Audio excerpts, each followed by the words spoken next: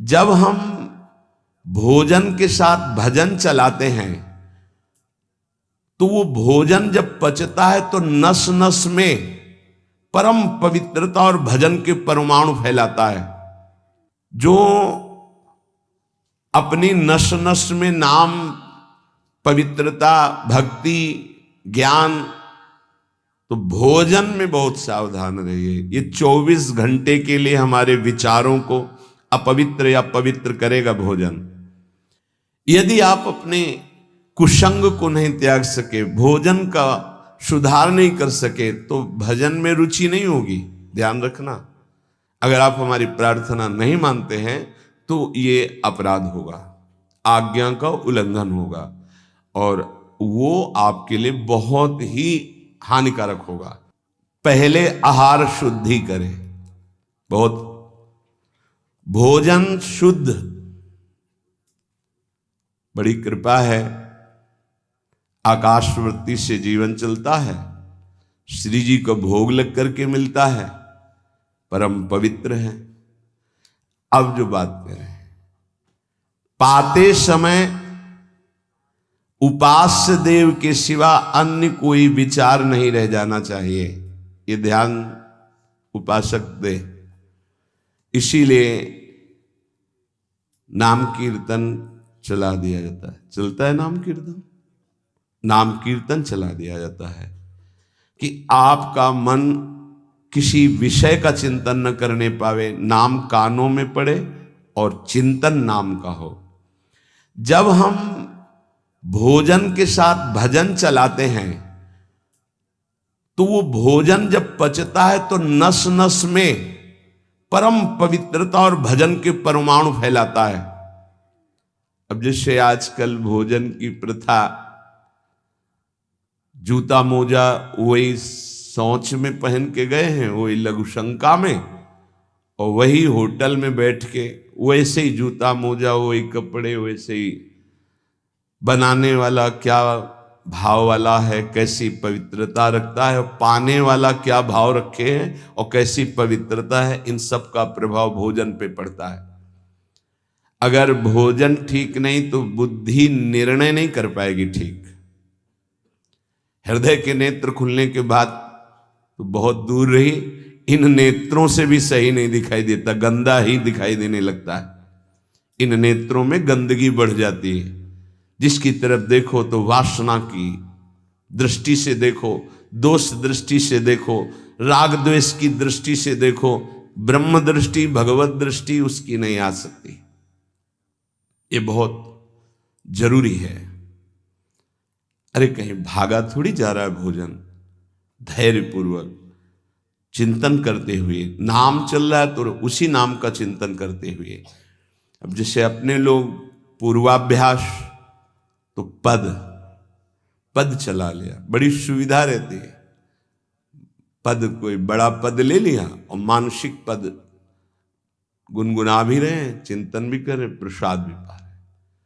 कोई पद उठा ले, बड़ा पद, देखत नौ निकुंज सुन सजनी लागत, प्रथम यथामति प्रणव बिहरत दो प्रीतम कुंज। अब जब तक पद पूरा नहीं होगा तो भागेगा नहीं, और भागेगा तो पद नहीं पूरा होगा, पकड़ हो जाएगी। अब पद चल रहा है, प्रसाद पा रहे हैं, तो कभी कभी प्रसाद पाते पाते आंसू चल रहे हैं, प्रसाद पा रहे हैं, पद चल रहा है। अब वो भोजन क्या करेगा? प्रसाद नस नस में जाकर भागवतिक भाव संचरित करेगा। अब आप प्रसाद पा रहे हैं, किसी द्वेषी का चिंतन कर रहे हैं, गुस्सा आ रही, अब नस नस को वो क्रोध से युक्त करने वाली वृत्ति पैदा करेगा। आप प्रसाद पा रहे हैं, कोई काम चिंतन कर रहे हैं, वही प्रभाव आपके अंदर पड़ेगा। हमारी पद्धति रही है प्रसाद पाने की, चाहे जितना पवित्र हो, पर भोजन पाने के पहले हाथ पैर धोए गए, कुल्ला किया गया, पवित्र हो करके फिर वहां बैठ करके। पद्धति थी, आसन पीढ़ा चटाई बिछा दी गई, पवित्रता पूर्वक बैठे, भोग सामने आया, भगवद अर्पित प्रसाद है तो जय जयकार और कीर्तन करके पा रहे हैं। अगर वो ऐसी जगह से मिला है, भगवद अर्पित नहीं है, तो अपने सामने 1 मिनट रुक कर भगवद अर्पित करते हैं, फिर जय जयकार इष्ट की, गुरुदेव की, भगवान नामों की गूंज करके फिर पाते। वो प्रसाद हमारे हृदय में पवित्र भाव पैदा करेगा, भजन बढ़ेगा। भजन से ही हृदय के नेत्र खुलते हैं, भजन से हृदय के नेत्र, और हृदय के नेत्रों से ही प्रियालाल का दर्शन होता है, प्रियालाल का लीला चिंतन होता है।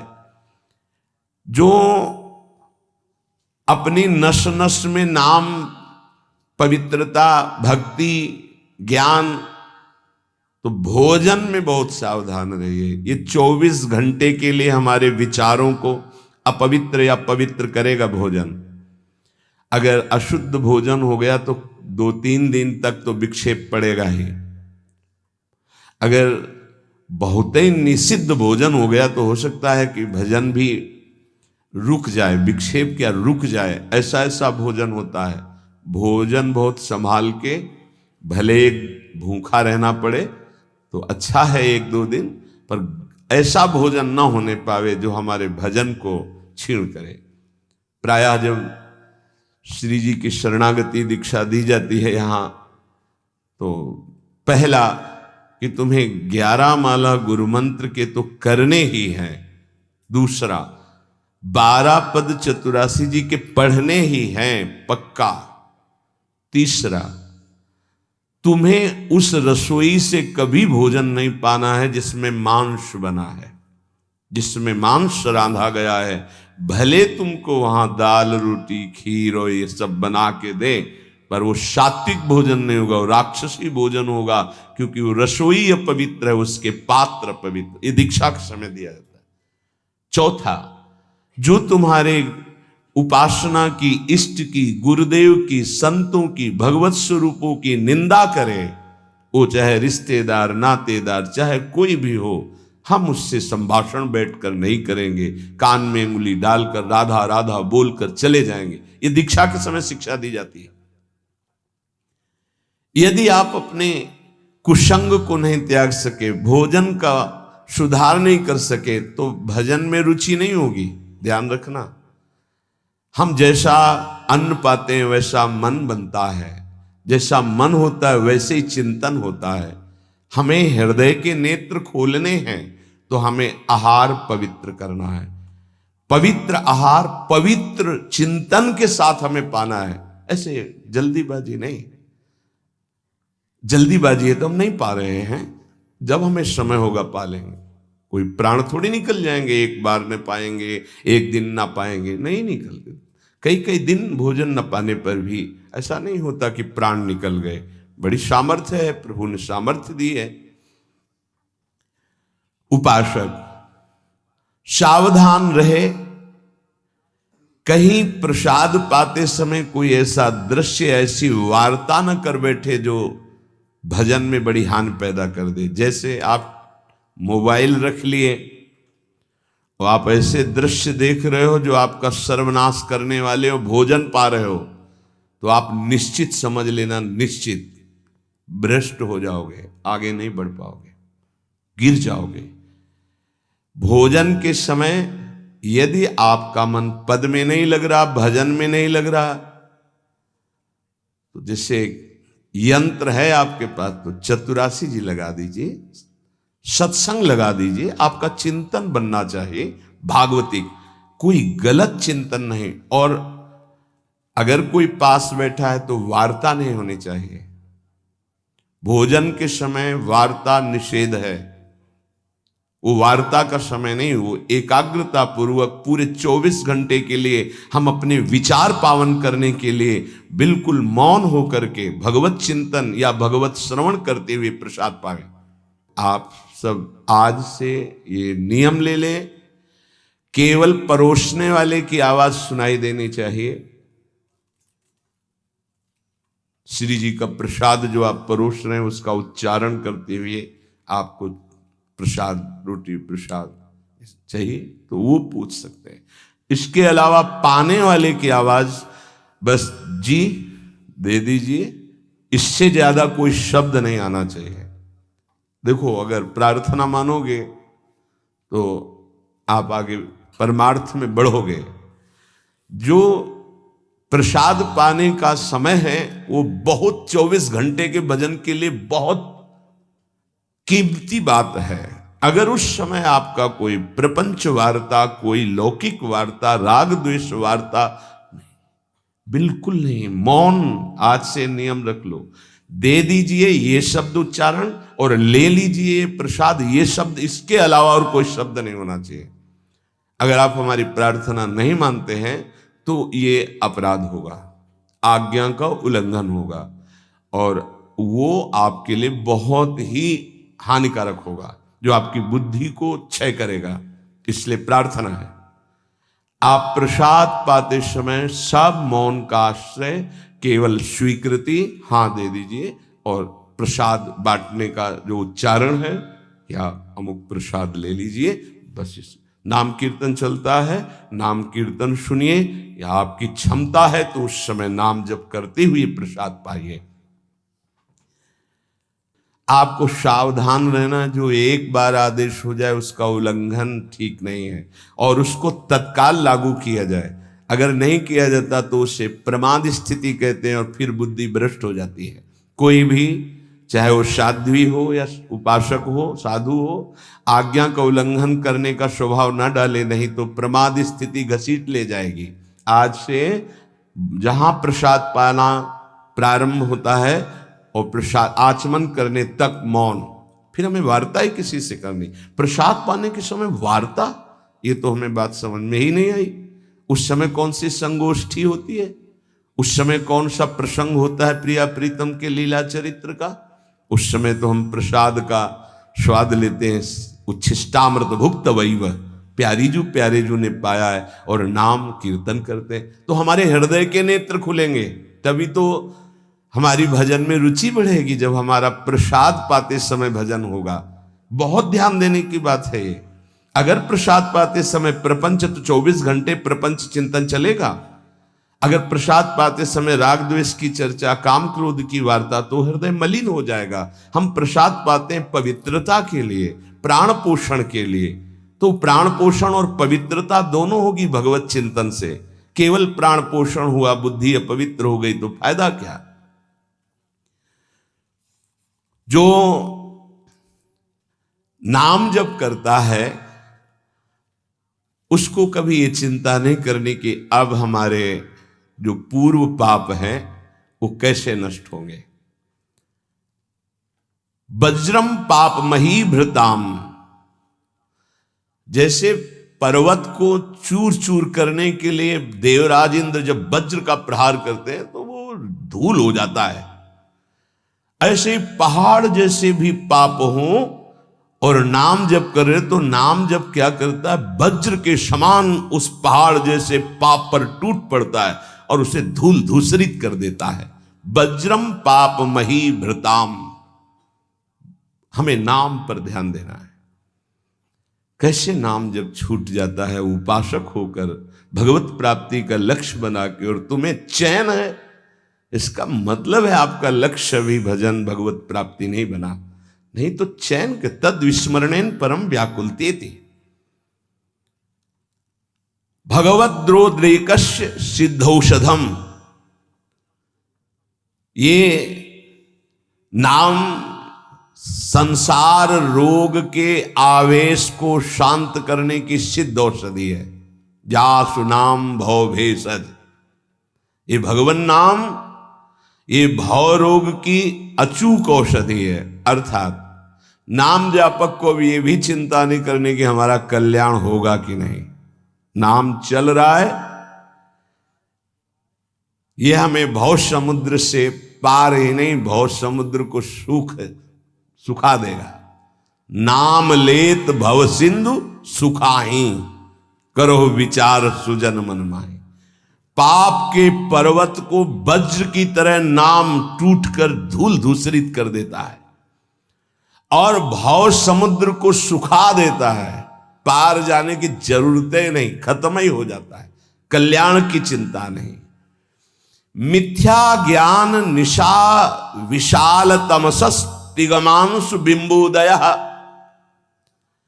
ये नाम अज्ञान रूपी घोर अंधकारमयी रात्रि के नाश के लिए भगवान भुवन भास्कर सूर्य के समान है।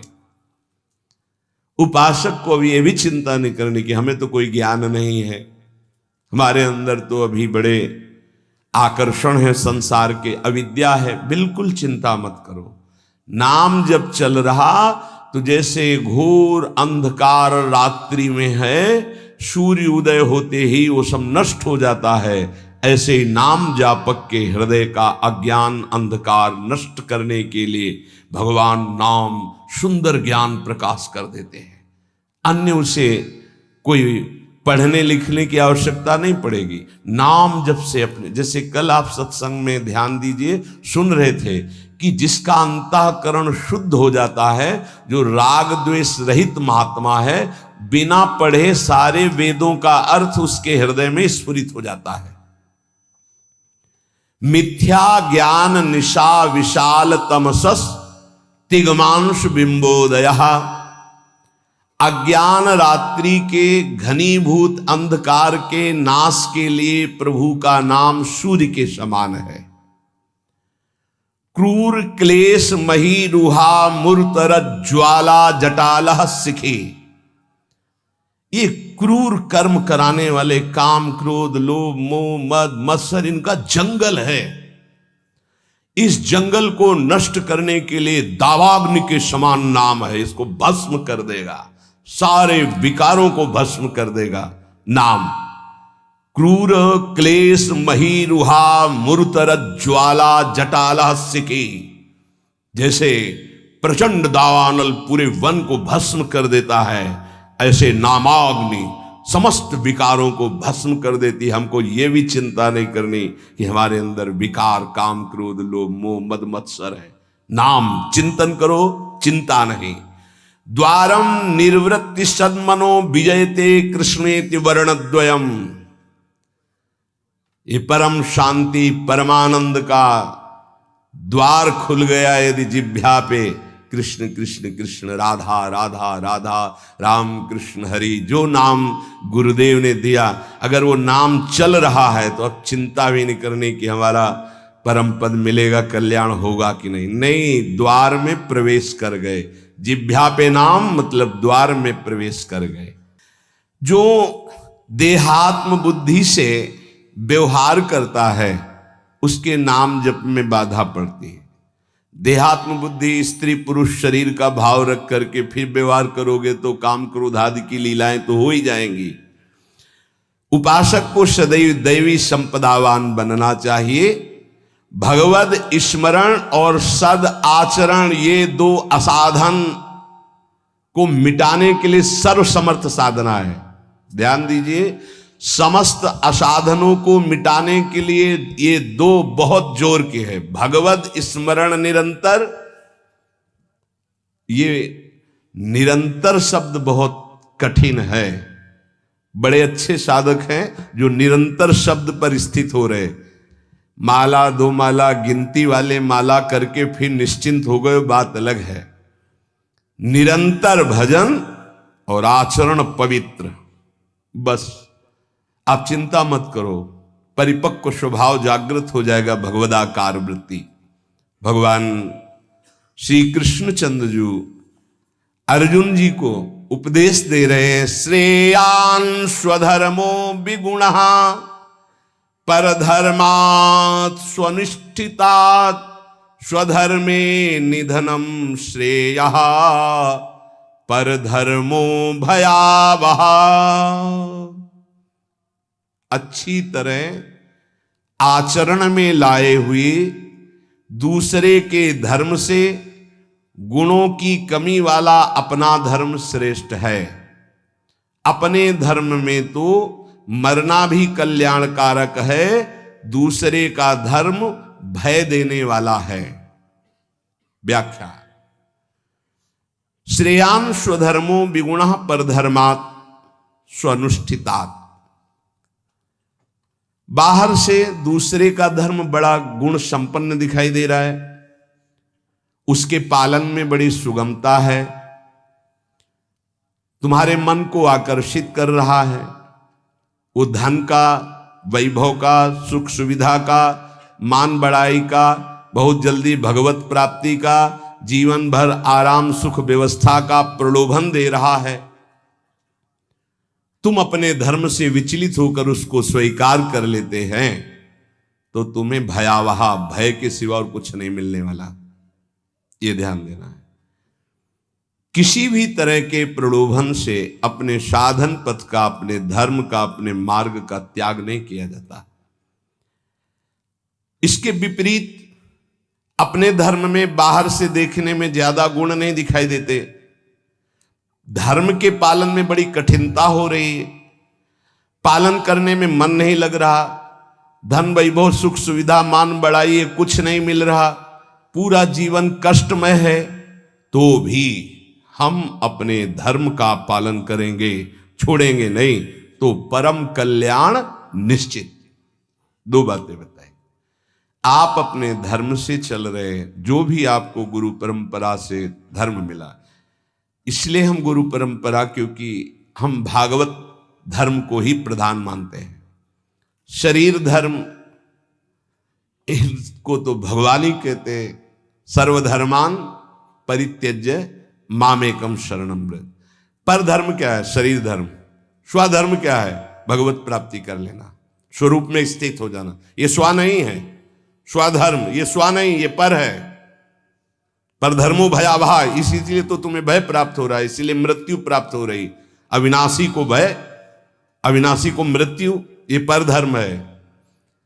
बाहरी व्याख्या करे तो वर्णाश्रम धर्म को प्रधानता करके, लेकिन उस धर्म का भी फल है कि इसी का त्याग हो जाए और स्वामी स्थित हो जाए। अगर उसी में फंसा रहा तो नहीं। हमारा धर्म पालन करने के समय हमें जीवन में कष्ट मिल रहा है, निंदा भी हो रही है, सुख वैभव भी नहीं है, बड़ा परेशानी है, और हम अपने धर्म का पालन कर रहे हैं तो परम कल्याण। दूसरा हमें प्रलोभन दे रहा है, बाहर से देखने में गुण संपन्न और उस धर्म में बड़ी सुगमता है, पालन करने में बड़ा मन लगता है, धन वैभव सुख सुविधा मान बढ़ाई, ये सब जीवन भर खूब भोग आराम, हम अपने धर्म का त्याग करके उसे स्वीकार कर लिए तो भयावह परिणाम में भय प्राप्त होगा। कई ऐसे प्रलोभनों में धर्म परिवर्तन कर लेते हैं, कई ऐसे प्रलोभनों में अपने साधन का परिवर्तन कर लेते हैं। नहीं, परिणाम में भयावह, भगवान कह रहे परिणाम मंगल में नहीं होगा। अपने धर्म के पालन में कठिनता हो, मन भी ना लगे, धन वैभव सुख सुविधा मान बढ़ाई भी ना मिले, जीवन भर कष्ट सहना पड़े, तो भी हम अपने धर्म का त्याग नहीं करेंगे, तो उसका परिणाम होगा परम मंगल, परम सुख। मनुष्य के लिए धर्म का पालन करना ही परम कर्तव्य है। जैसे अर्जुन जी भगवान से कह रहे हैं कि मैं युद्ध नहीं करूंगा, भिक्षा का अन्न पा करके जीवन गुजारा करूंगा।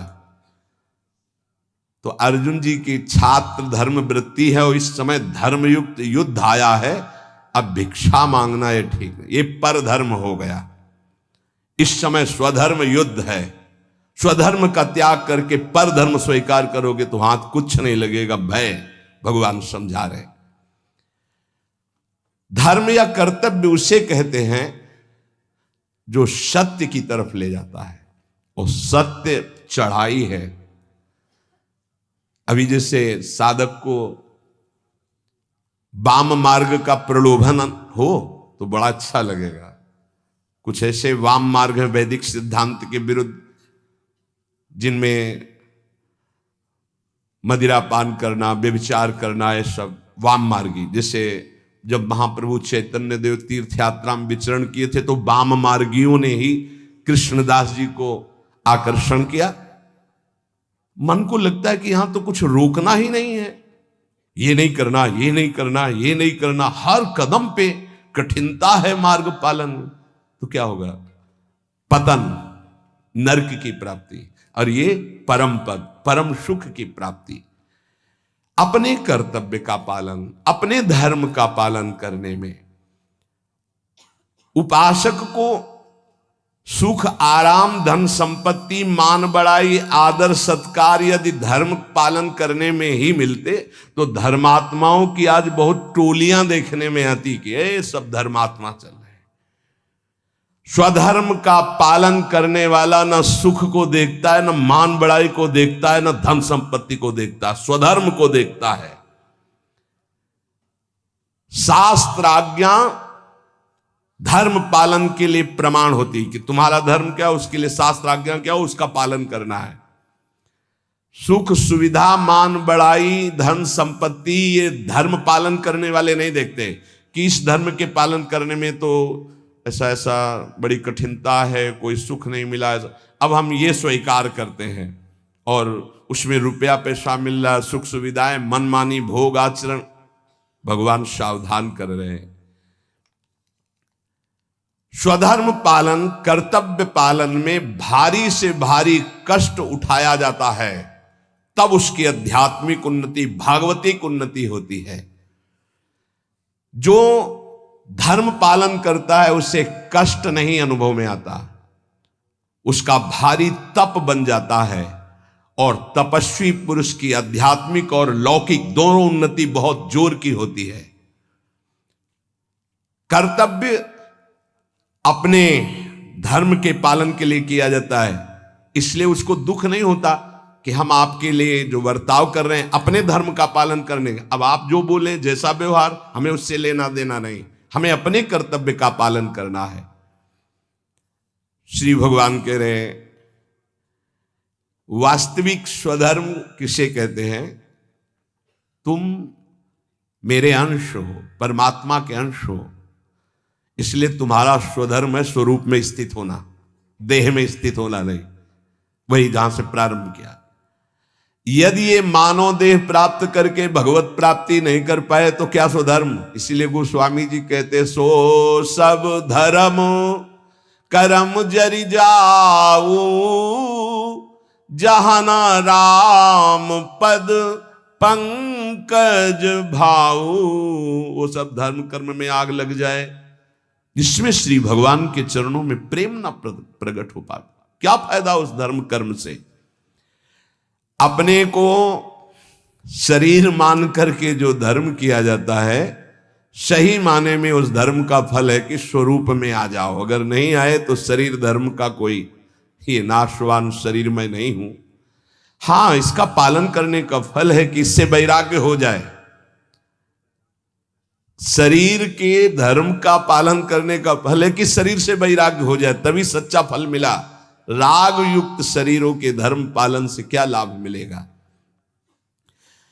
अपने को हम प्रभु का सेवक या जिज्ञासु, यही खास धर्म है, यही सही धर्म है। स्थूल शरीर का धर्म या मन बुद्धि का धर्म, यही तो हम मानते चले आ रहे हैं, इसी में तो हमारी दुर्गति हो रही। हमारा मन जो कहता है वही हम करते हैं, हमारी बुद्धि जो कहते हैं, ये धर्म नहीं। जो शास्त्र कहता है, जो गुरुजन कहते हैं, उससे समझो। परमात्म प्राप्ति चाह करना, यही सबसे बड़ा धर्म है। मुझे इस जन्म में भगवत प्राप्ति हो जाए। परमात्म प्राप्ति के मार्ग में चलने वाले साधक के मन में धन, मान, बड़ाई, आदर, आराम, प्रशंसा की बिल्कुल इच्छा नहीं होना चाहिए। धन मान आदि के मिलने पर हर्षित नहीं होना, उनके नष्ट होने पर शोकित नहीं होना। भगवत इच्छावश प्रारब्ध वशात चाहे जितनी संपत्ति बढ़ जाए, अभिमान हर्ष नहीं होना। भगवत इच्छा प्रारब्ध वशात, दो शब्द है, भगवत इच्छा भक्त, प्रारब्ध वशात ज्ञानी। चाहे सब नष्ट हो जाए, कोई शोक नहीं। हमारा धर्म पालन, भगवत मार्ग इनके अधीन नहीं कि चार लोग बड़ाई किए तो हमारा भजन ठीक हुआ, चार निंदा करने लगे तो हमारा भजन कमजोर, और रुपया पैसा वैभव नहीं है तो बोले इनका भजन का प्रकाश क्या है। ये बाहरी संसारी व्यक्ति दर्शन करेंगे, उपासक बिल्कुल इस बात पर ना जाए। ये भगवत इच्छा प्रारब्ध के अनुसार आए या जाए, इससे कोई हर्ष और शोक नहीं होना चाहिए। इसलिए कर्तव्य रूप से प्राप्त लौकिक कार्य भी सुचारू रूप से करते हुए आध्यात्मिक वृत्ति बनाए रखें, क्योंकि स्वधर्म आध्यात्मिक वृत्ति है। परमात्म प्राप्ति का उद्देश्य यदि नहीं है तो सब कर्म व्यर्थ हैं, फंसाने वाले हैं। जो परमात्म प्राप्ति के उद्देश्य कर्म किए जाते हैं उसी से परमात्म प्राप्ति होती है, इसलिए वही स्वधर्म है। परमात्म प्राप्ति करना ही हमारा स्वधर्म है। अगर धन प्राप्ति का ध्येय जैसे व्यापारी के हृदय में उत्पन्न होता है तो आराम विश्राम की चिंता ना करके वो धन के प्रति अधिक से अधिक व्यापार बढ़ाता है, अधिक से अधिक समय व्यापार में लगाता है। ऐसे ही उपासक को भगवत प्राप्ति का जब लक्ष्य बना लिया तो अधिक से अधिक समय भजन में, अधिक से अधिक आप नाम जप, अधिक से अधिक कष्ट सहें, जो काम क्रोध लोभ मोह मद मत्सर सर्दी गर्मी इन सब के कष्ट सह करके जैसे व्यापारी अपने धन को बढ़ाता है, ऐसे भगवत प्राप्ति के मार्ग वाला भजन को बढ़ाता है।